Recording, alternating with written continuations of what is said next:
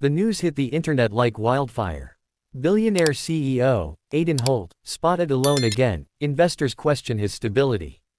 The words flashed across every major business channel, twisting his image from respected leader to scandalized bachelor overnight.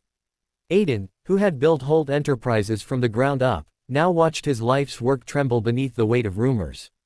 His wife had died 5 years ago in a car accident, leaving him a single father to a little girl who barely spoke for a year afterward.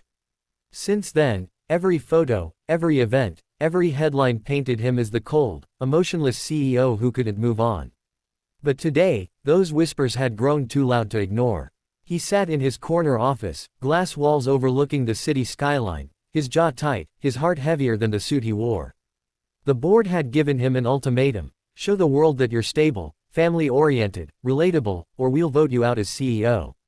He had 1 month to fix his image. 1 month to look like a man in control of both his business and his life.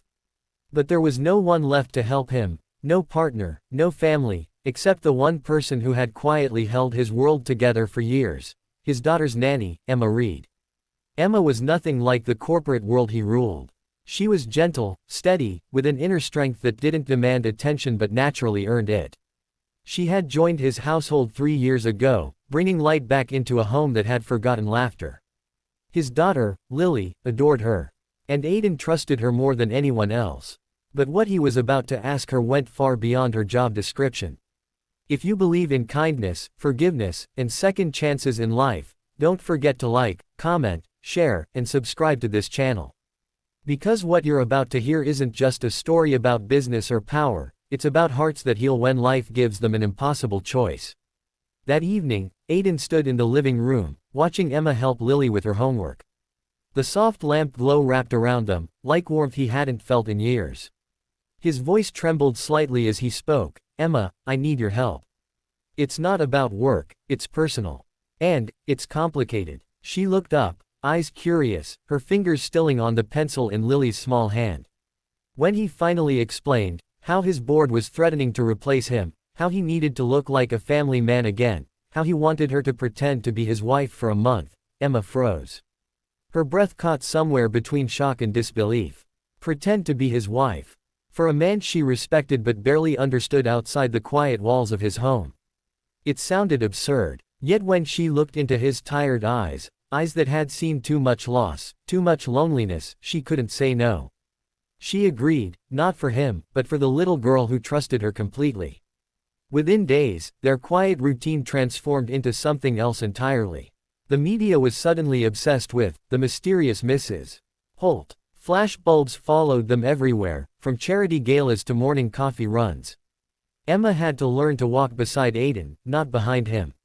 She had to smile for cameras, to hold his hand, to look like a woman who was deeply in love. And for the world, she did it perfectly. But behind closed doors, things were different. Every night, when Lily was asleep, they would sit across from each other at the long dining table, trying to navigate this strange new reality. They drew boundaries: what to say, what to do, what not to feel. But hearts rarely follow rules. Sometimes, their eyes lingered too long. Sometimes, silence said what words couldn't.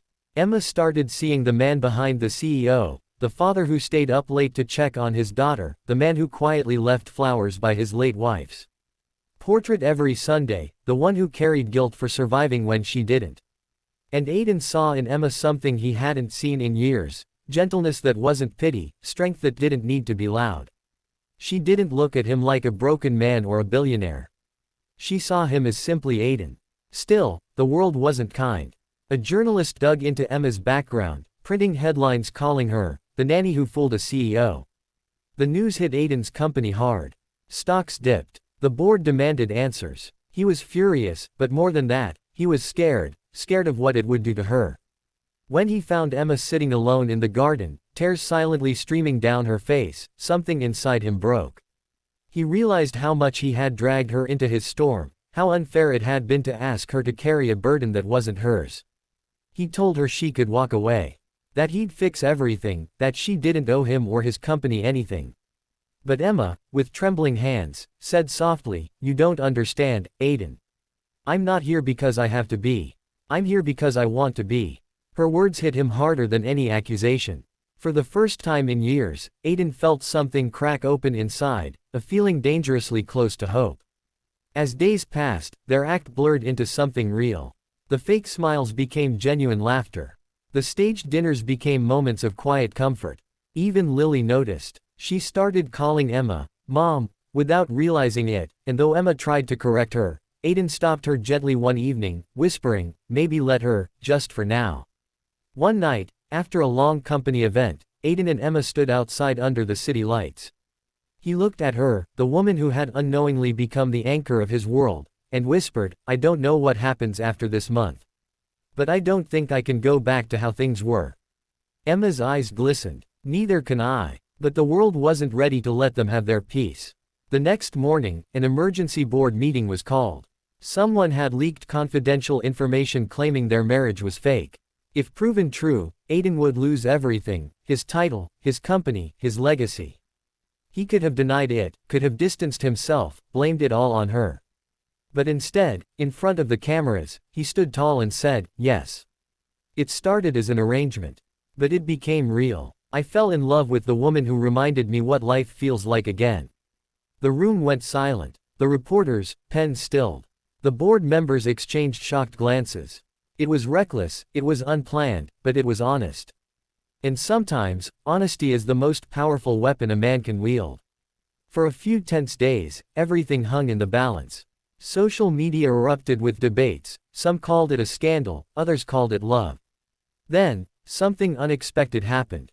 A video went viral of Emma helping a crying Lily during a press event, whispering comfort and shielding her from cameras.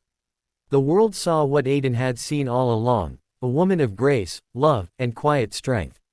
Public opinion began to shift. Investors called back. The board retracted their threats. Holt Enterprises' image didn't just recover, it became stronger than ever. But to Aiden, none of that mattered. What mattered was that, for the first time in years, his home was filled with laughter again.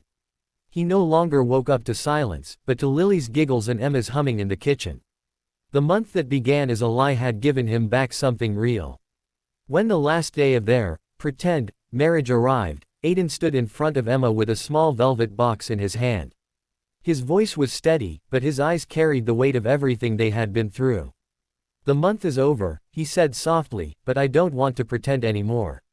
He opened the box. Inside was a ring, simple, elegant, just like her. Will you marry me for real this time? Emma's breath caught. Tears filled her eyes as she nodded, unable to speak. In that moment, surrounded by the same light that had witnessed their pain, their healing, and their love, everything fell into place. The man who had once lost everything found it again in the most unexpected way. If this story touched your heart, please like, share, and subscribe to the channel. Your support helps us bring more real, emotional stories like this to life. And before you go, I have one special request. Comment below what you would have done if you were in Emma's place. Would you have said yes to pretending, or walked away before love found you?